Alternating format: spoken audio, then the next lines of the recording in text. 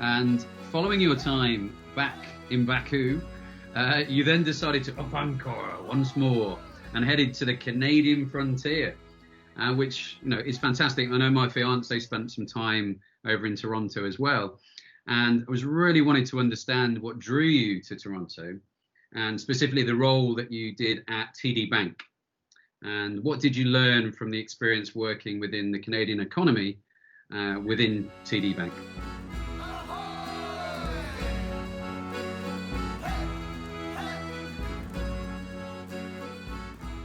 My partner's job that took us to Canada, with my partner and with our young daughter at the time. It was really eye-opening experience once again, and quite different one.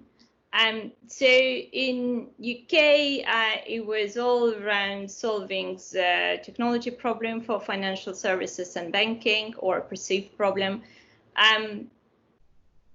In Azerbaijan, it was a fast-paced environment of recovering economy, driving through the emergence market and fast-growing market. In Canada, it was a different world. Nobody was rushing. It depends on the cycle of the economy, depends on the evolution of the market. It could be slightly different objectives that you need to fulfill. Also, Canada is resource-based economy. So the role that banking and financial services play in the economy is slightly different to perhaps what we have in UK. Having said that, my experience in building or looking at things differently, navigating uncertainty, and giving the fresh perspective on things became very welcome by Toronto Dominion. There is a number of occasions where I was helping to drive transformational changes to the huge organization. And some of them were, in fact, in governance and risk. So if you recall, Ali, we had Enron case that triggered SOX testing. Yes, I remember the SOX testing. Right. So in most organizations, when this problem came up, it was addressed by building a separate function. And so TD did exactly the same thing. But then it became very clear that between operational risk testing, control testing, SOX testing, internal audit testing, there's a lot of testing on the business. Really, all these people who come to the business asking the same questions, asking for the same materials, are putting a lot of pressure, but not really adding value in relation to the pressure they are building. So one of the things that I was able to help with is to optimize that approach and able to actually really add value to the business by managing the risk and control environment rather than taking it as an extensive kind of tick boxing exercise. There is a thing with quite fundamentally different in internal audit approach of auditing large programs. And that was where auditors usually come and do reviews post the fact.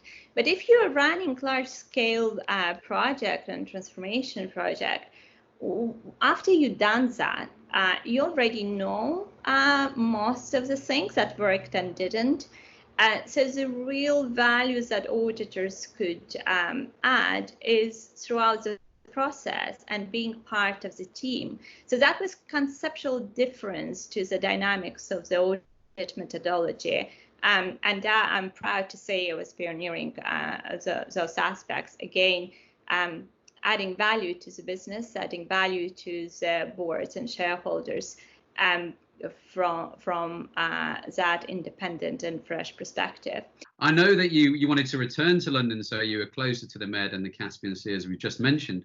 So you gathered up your crew and you hoisted the mainsails and you headed back with your family to the UK shores during the 2008 financial crisis. And I believe you helped shape the UK payments landscape as a member of the Payment Strategy Forum.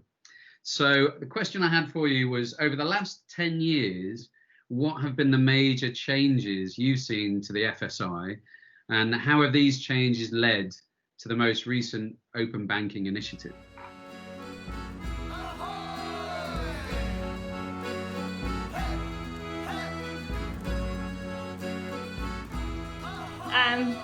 I mean, there's lots happened, right? You know, UK launched faster payment, and you know, a number of other things happen in financial services, in banking, and FS. And really, the 2008 crisis that put perhaps market and regulator on considerations of what we are seeing as a trends as a fintech rise today, and support to that.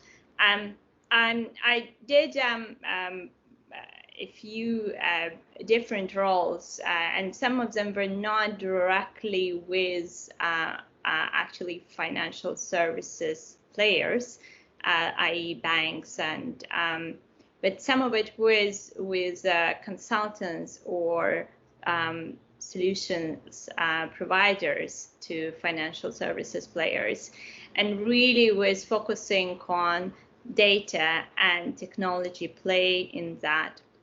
So a few things that I'm really proud to be involved in is industry-led initiatives.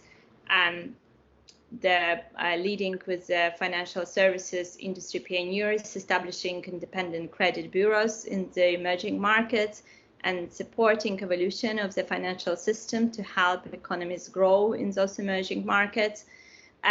Playing an influential role in shaping the future UK payments landscape with the Payment Strategy Forum, and improving trust in payments and reducing disruptive approach to fraud, financial crime, and cyber prevention.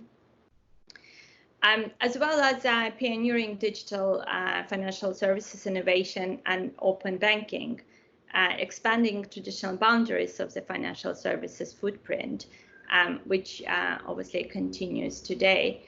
I think those are important developments that help to create the environment of emerging new solutions to solve problems, and a bit more open ecosystem that drives creativity and really diversity of thoughts when we think about the future.